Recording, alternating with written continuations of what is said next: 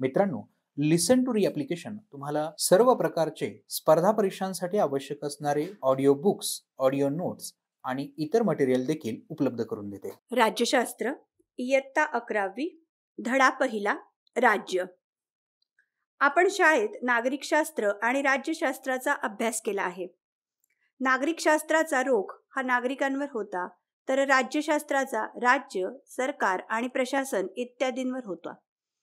या प्रकरणात आपण राज्यशास्त्राच्या काही मूलभूत संकल्पनांचा अभ्यास करणार आहोत. या संकल्पना म्हणजे राष्ट्र, राष्ट्रवाद, राज्य आणि शासन संस्था. 1. माझा एक मित्र पंजाबी तर दुसरा मणिपुरी आहे. 2. माझे 2 वर्गबंधू इराणी आहेत. 3. आम्ही रोज राष्ट्रगीत म्हणतो, मला आपल्या राष्ट्रगीताचा अभिमान आहे. 4. मला शासकीय कार्यालयात जाऊन माझा जन्मदाखला घ्यायचा आहे. वरील प्रत्येक वाक्य कोणत्या तरी निश्चित घटकाशी संबंधित आहे. पहिले वाक्य त्या व्यक्तीची ओळख सांगते. ही ओळख म्हणजे एखादी व्यक्ती ही पंजाबी, तमिळ, मराठी, तेलुगू इत्यादी असल्याची ओळख आहे. ही त्या व्यक्तीची प्रादेशिक पातळीवरची ओळख आहे. दुसरे वाक्य ती व्यक्ती कोणत्या देशाची आहे हे दाखवते. ती व्यक्ती इराणी, श्रीलंकन, अमेरिकन इत्यादी असू शकते. त्या व्यक्तीचे ते राष्ट्रीयत्व असते. राष्ट्रगीताबाबतचे वाक्य हे त्या राज्याच्या संदर्भातील आहे. आपल्याला राष्ट्रगीताबाबत अभिमान आहे हे राष्ट्रवादाच्या भावनेचे प्रतीक आहे. जन्माचा दाखला घेणे ही शासन व्यवस्थेच्या संदर्भातील बाब आहे. या सर्व संकल्पनांचा आपण या प्रकरणात अभ्यास करणार आहोत.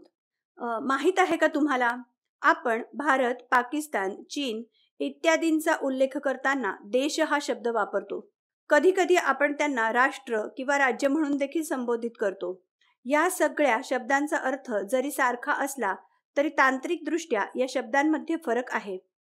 सांस्कृतिक, वांशिक, धार्मिक, भाषिक, ऐतिहासिक पातळीवर समानता असेल तर मानसिक पातळीवर ऐक्याची भावना तयार होते. अशा वेळी त्याला राष्ट्र म्हणून संबोधले जाते.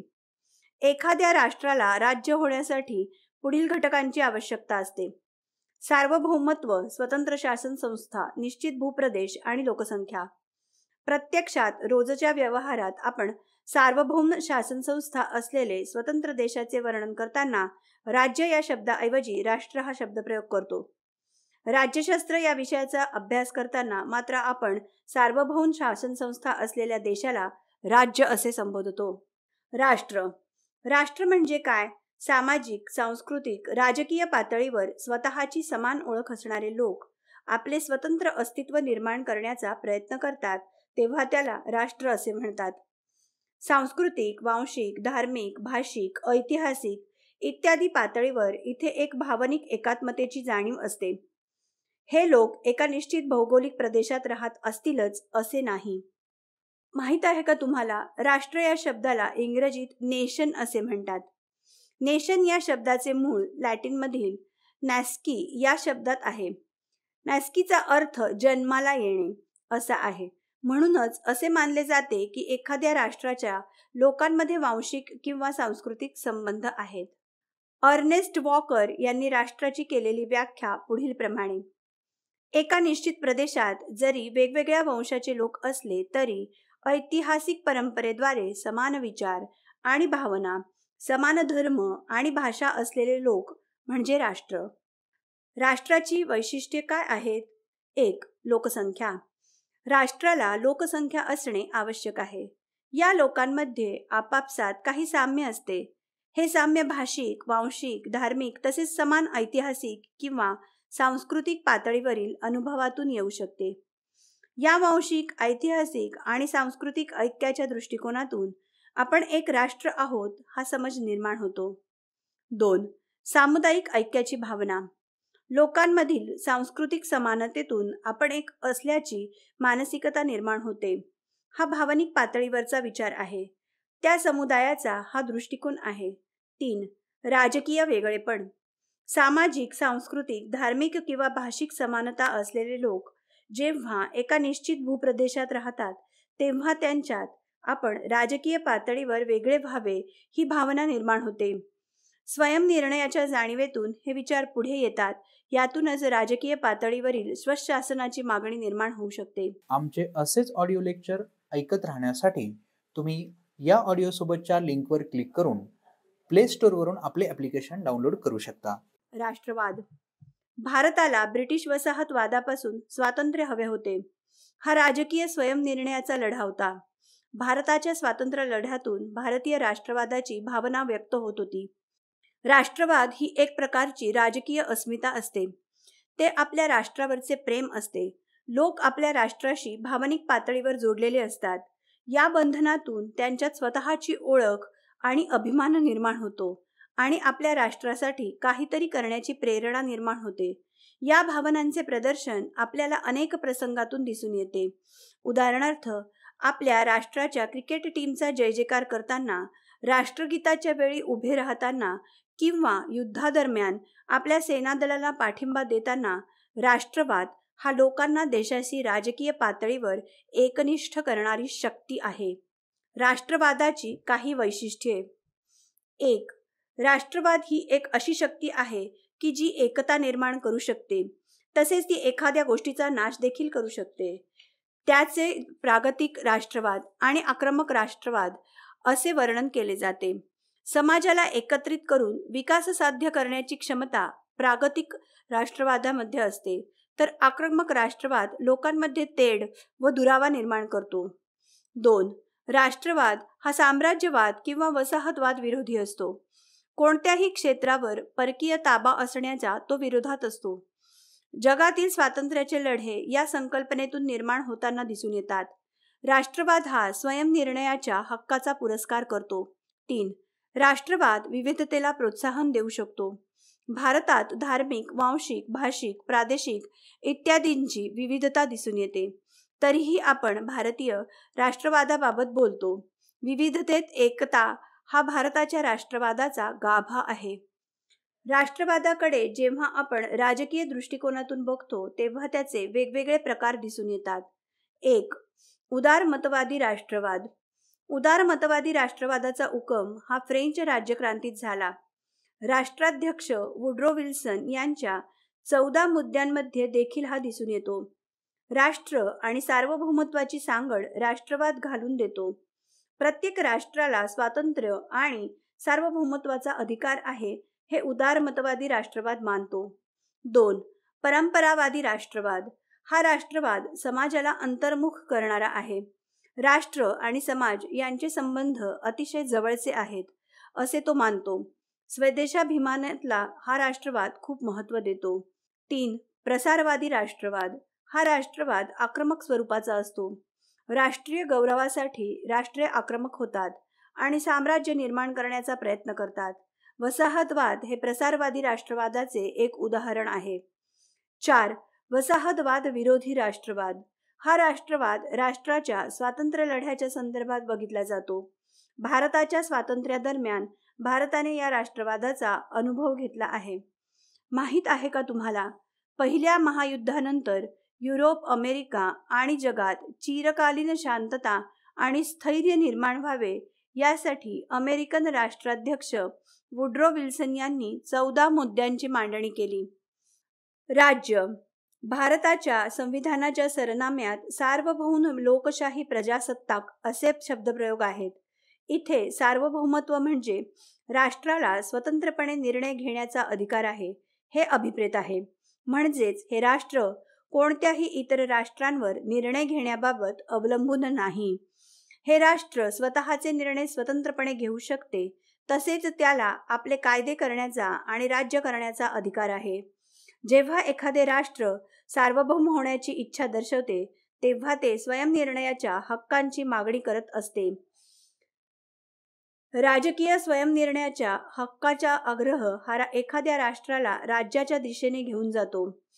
एखादे राष्ट्र राज्य केव्हा होते? राष्ट्राला राज्याचा दर्जा प्राप्त होण्यासाठी सार्वभौमत्व, स्वतंत्र शासन व्यवस्था, भूप्रदेश आणि लोकसंख्या हे घटक आवश्यक असतात. राज्याला राजकीय समुदाय म्हणून संबोधित केले जाते. राज्याचे अस्तित्व आपल्याला सातत्याने जाणवत असते. शिक्षण, समाजकल्याण, संरक्षण, कायदा आणि सुव्यवस्था यासारखी कार्ये राज्य करत असते. त्याचबरोबर जन्म मृत्यूची नोंदणी, पॅन कार्ड किंवा आधार कार्ड मिळविणे, लग्नाची नोंदणी यासारखी वैयक्तिक कार्य देखील राज्यातर्फे केली जातात.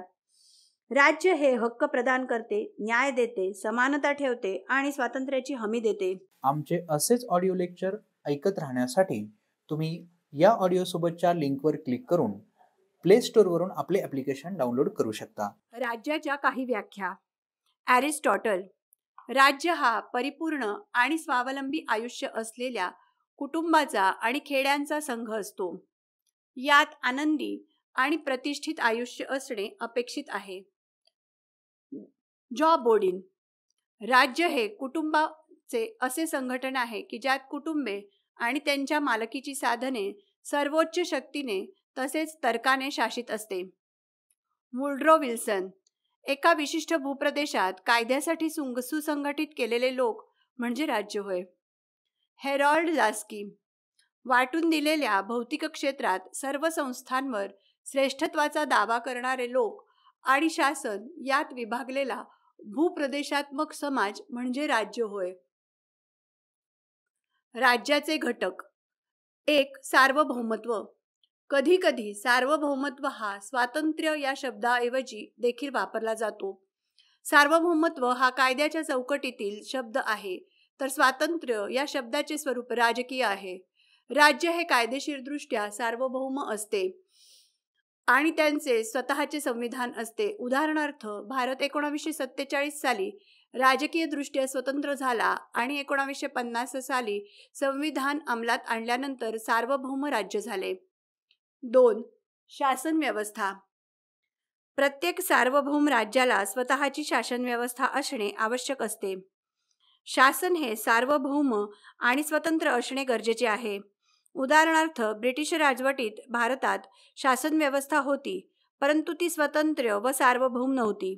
म्हणूनच स्वातंत्र्य प्राप्तीच्या आधी भारत हे राज्य नव्हते. राज्याच्या संस्था या सार्वजनिक स्वरूपाच्या असतात. या सार्वजनिक संस्थांमध्ये कार्यकारी मंडळ, कायदे मंडळ व न्याय मंडळ, नोकरशाही इत्यादी शासन व्यवस्थांच्या घटकांचा समावेश असतो. धोरण निर्मिती, कायदे निर्मिती, निर्णय घेणे आणि त्याची अंमलबजावणी ही जबाबदारी सार्वजनिक संस्थांची असते. आपण सार्वजनिक संस्था आणि खाजगी संस्था यात फरक असतो. खाजगी संस्था या नागरी सहभागाचा भाग असतात. उदाहरणार्थ, खाजगी व्यवसाय मंडळ इत्यादी. त्यात सार्वजनिक संस्थांचाच राज्याच्या नावे कार्य करण्याची अधिमान्यता असते. माहीत आहे का तुम्हाला, सर्व नागरिक हे राज्याचे सभासद असतात. राज्याचे निर्णय जनहिताच्या दृष्टीने होत असतात. निर्णय घेण्याच्या अधिकाराला अधिमान्यता असे म्हणतात. राज्याला जनहितासाठी निर्णय घेण्याची अधिमान्यता असते. 2. भूप्रदेश. राज्याच्या सीमेअंतर्गत असलेला भौगोलिक प्रदेश म्हणजेच भूप्रदेश होय. राज्याला निश्चित भूप्रदेश असणे आवश्यक आहे. ज्या भूप्रदेशावर राज्याला शासन करण्याचा अधिकार आहे त्याला त्याचे अधिकार क्षेत्र म्हणतात. अधिकार क्षेत्राबाबत राज्याला निर्णय घेण्याचा कायदेशीर अधिकार असतो. भूप्रदेश म्हणजे काय? भूप्रदेशाचे 3 घटक असतात. 1. राष्ट्रीय सीमांतर्गत असलेली प्रत्यक्ष भूमी. 2. किनारपट्टी लगतचा सागरी प्रदेश. हा किनारपट्टीपासून 12 नॉटिकल मील 22.2 किलोमीटर किंवा 13.8 मैल असतो. 3. आपल्या भूप्रदेशावरील आकाशाचा भाग. आकाशात किती उंचीपर्यंत आपला प्रदेश असेल याबाबत आंतरराष्ट्रीय कायद्यात उल्लेख नाही. 4. लोकसंख्या. राज्याच्या अस्तित्वासाठी लोक आवश्यक असतात. लोकांमध्ये कोणत्याही प्रकारची विविधता असू शकते. ती भाषिक, धार्मिक, सांस्कृतिक, वांशिक इत्यादी स्वरूपाची असू शकते. म्हणजेच एखाद्या राज्यात अनेक राष्ट्रांचा समावेश असू शकतो. उदाहरणार्थ, सोव्हिएट रशियात अनेक राष्ट्रीय लोकांचा समावेश आहे. उदाहरणार्थ, Russian, Lithuanian, Latvian, Estonian, Ukrainian इत्यादी. तसेच युनायटेड किंगडममध्ये इंग्लंड, स्कॉटलंड, वेल्स आणि उत्तर आयर्लंड या राष्ट्रांचा समावेश होतो. माहीत आहे का तुम्हाला, पॅलेस्टाईन. पॅलेस्टाईनच्या जनतेचे अधिकृत प्रतिनिधी म्हणून पॅलेस्टाईन मुक्ती संघटनेला PLO मान्यता आहे. त्यांनी गाझा आणि वेस्ट बँक हा प्रदेश पॅलेस्टाईनचा भूप्रदेश म्हणून जाहीर केला आहे. परंतु पॅलेस्टाईनचे सार्वभौम सरकार नाही. परंतु 2012 सालापासून पॅलेस्टाईनला संयुक्त राष्ट्रात सभासद नसलेला निरीक्षक दर्जा देण्यात आला आहे. तसेच संयुक्त राष्ट्रांच्या 100हून अधिक राष्ट्रांनी पॅलेस्टाईनला राज्याचा दर्जा दिला आहे. राज्य आणि शासन संस्था. आपण साधारणतः राज्य आणि सरकार या शब्दांचा प्रयोग करताना त्यातील फरक लक्षात घेतोच असे नाही. या दोन्ही वेगवेगळ्या संकल्पना आहेत. सर्वसामान्य जनतेच्या गरजा भागविण्यासाठी निर्माण केलेल्या राजकीय संस्था म्हणजे राज्य होय. राज्याचा जो काही संकल्प आहे त्याला आकार देणे, तो व्यक्त करणे आणि प्रत्यक्षात आणण्याचे कार्य त्या राज्याच्या प्रतिनिधी म्हणून शासन करीत असते. शासन संस्था हा राज्याचा एक मुख्य घटक आहे. त्याचे मुख्य स्वरूप हे प्रशासकीय असते. कायदा आणि सुव्यवस्था राखणे, जनकल्याण इत्यादी राज्याची महत्त्वाची कार्ये असतात. ही कार्ये शासनामार्फत केली जातात. शासन संस्थांची 3 अंग असतात: कार्यकारी मंडळ, कायदे मंडळ आणि न्यायमंडळ. शासन संस्था या संकल्पनेबाबत अधिक विस्तृत माहिती या पुस्तकाच्या 2ऱ्या भागात दिली आहे. राज्य आणि शासन संस्था याच्यातील काही फरक आपण पुढील तक्त्यात बघूयात. राज्य आणि शासन संस्था. राज्य ही अमूर्त स्वरूपाची संकल्पना आहे. शासन संस्था मूर्त स्वरूपाची असते. शासन संस्थेपेक्षा राज्याचे स्वरूप अधिक व्यापक आहे. त्यात सर्व सार्वजनिक संस्था तसेच समाजातील सर्वांचाच नागरिक म्हणून समावेश होतो. शासन संस्था हा राज्याचा एक भाग आहे. राज्य हे कायमस्वरूपी असते. शासन संस्था ही निश्चित कालावधीसाठी असते. शासन व्यवस्थेत बदल होऊ शकतो, सरकार बदलू शकते. राज्य हे व्यक्तिनिरपेक्ष असते, ते राजकीय दृष्ट्या तटस्थ असते. शासन संस्थेला विचार प्रणालीवर आधारित अजेंडा असतो, त्यानुसार त्यांना धोरणांची अंमलबजावणी करायची असते. राज्य हे सार्वभौम असते. शासनाला राज्याकडून अधिकार प्राप्त होतात. राज्याच्या अधिकाराची प्रत्यक्ष अंमलबजावणी शासन संस्था करते. आपण या प्रकरणात राष्ट्र, राष्ट्रवाद, राज्य आणि शासन संस्था या संकल्पनांचा अभ्यास केला. पुढील 2 प्रकरणात आपण स्वातंत्र्य, हक्क, समानता आणि न्याय या संकल्पनांचा अभ्यास करणार आहोत. या संकल्पना राज्याच्या कार्याशी निगडित आहेत. आमचे असेच ऑडिओ लेक्चर ऐकत राहण्यासाठी तुम्ही या ऑडिओसोबतच्या लिंकवर क्लिक करून प्ले स्टोअरवरून आपले ॲप्लिकेशन डाउनलोड करू शकता. राज्यशास्त्र, इयत्ता 11वी, विभाग 1, राजकीय संकल्पना, प्रस्तावना. आपण आपले कुटुंब, समाज, प्रदेश, देश इत्यादींबाबत बोलत असतो. त्यातील काही सामाजिक तर काही राजकीय स्वरूपाच्या संस्था आहेत. राजकीय संस्था या शासनाशी संबंधित असतात. त्यात संसद, मंत्रिमंडळ, न्यायमंडळ इत्यादींचा समावेश होतो. आपण एका देशाचे नागरिक म्हणून आपल्याला काही हक्क असतात आणि आपली काही कर्तव्य देखील असतात. ती संविधानात आणि कायद्यात नमूद केलेली असतात. आपण हे नियम पाळणे अपेक्षित असते. एखाद्या परदेशी व्यक्तीला देखील तो ज्या देशात राहतो तेथील नियम पाळावे लागतात. एक नागरिक म्हणून आपण काही प्रश्नांना सामोरे जात असतो. मी राज्याच्या नियमांचे पालन का करावे? वैयक्तिक स्वातंत्र्याच्या कोणत्या मर्यादा असतात? मला न्याय कुठे मिळू शकतो? अनेक विचारवंतांनी यासारख्या प्रश्नांची उत्तरे देण्याचा प्रयत्न केला आहे. व्यक्ती आणि राज्यसंस्था, शासन यांच्यातील संबंध समजून घेण्याचा त्यांनी प्रयत्न केला आहे. समाजात आणि राज्यसंस्थेत व्यक्तीचे कार्य काय असावे हे समजण्यासाठी विचारवंतांनी आपले विचार मांडले आहेत. आपण भारतीय विचारवंत पाहिले तर कौटिल्य यांचे राज्य संबंधाबाबत, महात्मा गांधींचे स्वराज्य या विचाराबाबत किंवा डॉक्टर बाबासाहेब आंबेडकरांच्या सामाजिक न्याय यांची उदाहरणं देऊ शकतो.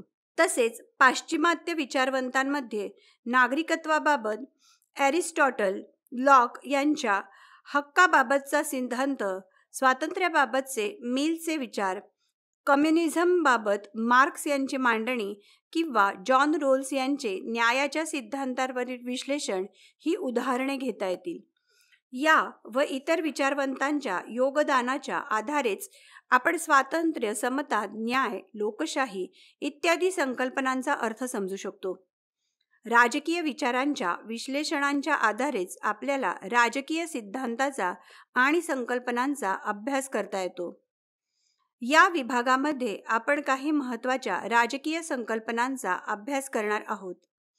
त्यात स्वातंत्र्य, समता, हक्क आणि न्याय तसेच राष्ट्र व राष्ट्रवाद या संकल्पना आहेत. या भागातील 3 प्रकरणे खालीलप्रमाणे आहेत. प्रकरण 1 राज्य. यामध्ये राष्ट्र, राष्ट्रवाद, राज्य आणि शासन या संकल्पनावर या प्रकरणात चर्चा केली आहे. या संकल्पांदरम्यानचे संबंध समजून घेण्याचा प्रयत्न केला आहे. 2 स्वातंत्र्य आणि हक्क. या प्रकरणात स्वातंत्र्य आणि हक्क या संकल्पना सांगितल्या आहेत. या संकल्पना समाजातील व्यक्तीच्या स्थानाबाबत आहेत. 3 प्रकरण 3 समता आणि न्याय. हे प्रकरण समता आणि न्याय यावर लक्ष केंद्रित करते. या संकल्पनांचा संबंध सामाजिक व्यवस्थेशी येतो. या सर्व संकल्पनांची चर्चा भारताच्या संदर्भात देखील केली गेली आहे. लिसन टू री ॲप्लिकेशन तुम्हाला सर्व स्पर्धा परीक्षांसाठी आवश्यक असणारी ऑडिओ नोट्स, ऑडिओ बुक्स आणि इतर मटेरियल देखील उपलब्ध करून देते. चला तर मित्रांनो, भेटूयात पुढच्या लेक्चरमध्ये. तोपर्यंत धन्यवाद.